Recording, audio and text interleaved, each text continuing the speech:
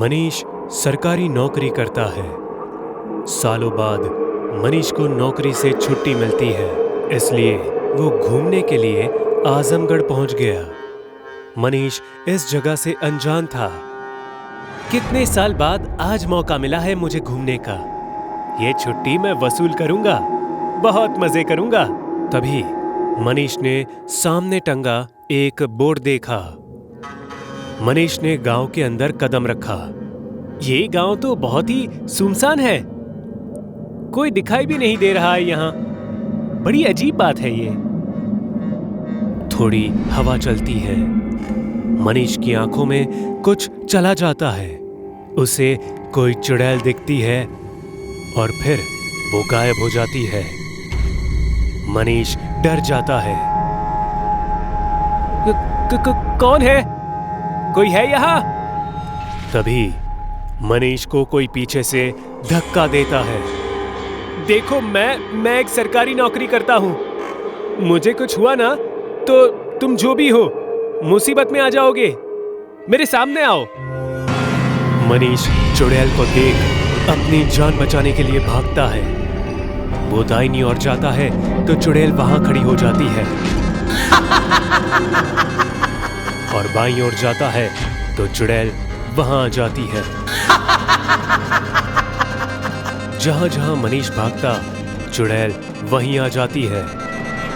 तू ही बोल रहा था ना, सामने आ तो मैं आ गई। अभी डर के भाग क्यों रहा है? मुझे जाने दो। तू तो पढ़ा लिखा दिखाई देता है। तुझे बाहर लिखा हुआ बोर्ड दिखाई नहीं दिया क्या? पढ़े लिखे लोगों का आना मना है, तो तू क्यों आया? माफ कर दो। तेरे जैसे लोगों ने मुझे बर्बाद कर दिया। पर मैंने तो कुछ किया भी नहीं। मैं तो यहाँ रहता भी नहीं हूँ। तेरे ही जैसा था मुकेश। कौन मुकेश? मैं अपने माँ बाप की इकलौती बेटी थी। मेरे माँ बाप के गुजरने के बाद मैं अकेली पड़ गई। मेरे पास सब कुछ था, बड़ी हवेली, बहुत सारे नौकर चाकर, बहुत सारे पैसे, सोना चांदी, सब कुछ। बस एक ही कमी थी, मैं अनपढ़ थी।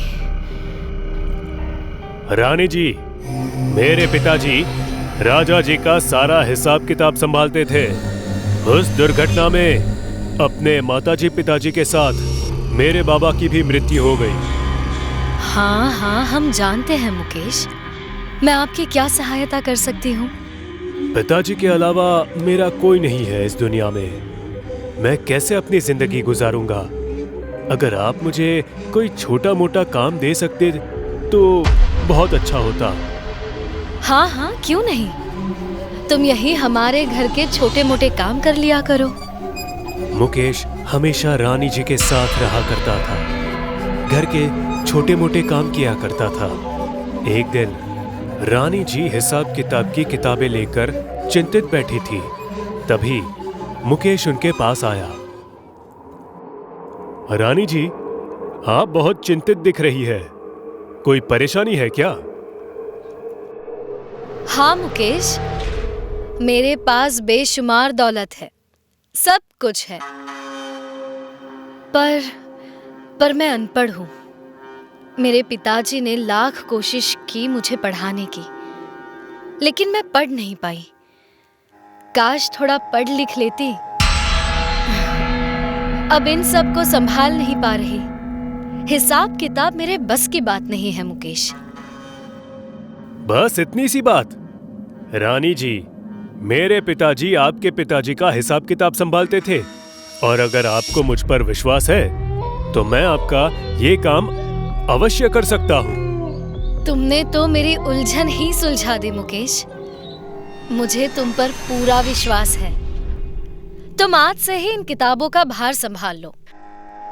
जब से मेरी जिंदगी में मुकेश आया था, मानो मेरी चिंता दूर हो गई हो, और मुकेश हमेशा मेरे आसपास रहता था।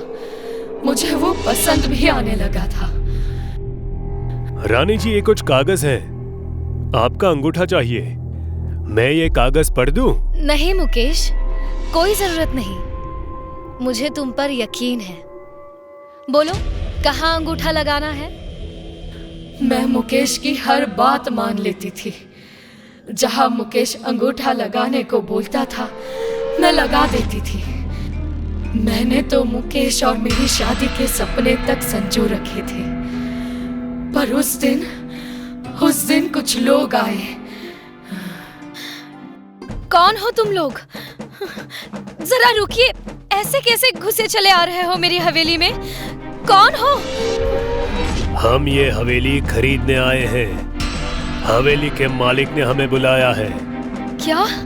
नहीं, हमने ये हवेली बेची नहीं है और मैं इस हवेली की मालकिन हूँ। अरे पर इन कागजात पर तो मुकेश का नाम है। मुकेश ने सब कुछ अपने नाम पर कर लिया, मुझे धोखा देकर, और मेरा सब कुछ छीन गया। मुकेश ने हवेली से धक्का मारकर मुझे निकाल दिया। मैं पुलिस के पास गई, कोर्ट भी गई। महलों में रहने वाली मैं सड़कों पर आ गई और ये मुझे बर्दाश्त नहीं हुआ। मैंने खुद अपनी जान दे दी।